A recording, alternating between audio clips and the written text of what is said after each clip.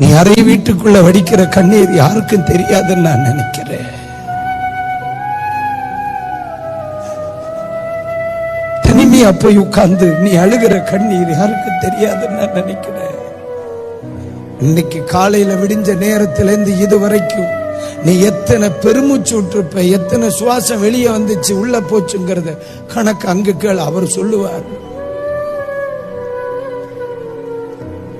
நீ நினைப்பதற்கு மேலா, நீ வேண்டுவதற்கு மேலா தருகிறவர். மக்களே, தெளிவா சொல்றேங்கள், இந்த உலகத்தில் எல்லாரை விட நம்மள அதிகமா புரிஞ்சவர் ஏசப்பா மட்டும். கவலைப்படாதக்கா, நீ ஆண்டவருடைய சமூகத்தில் சொன்ன ஒவ்வொரு வார்த்தைக்கும் நீ நினைப்பதை விட, நீ வேண்டுவதை விட மேலா நினைச்சு கூட பார்க்காம தருவார்.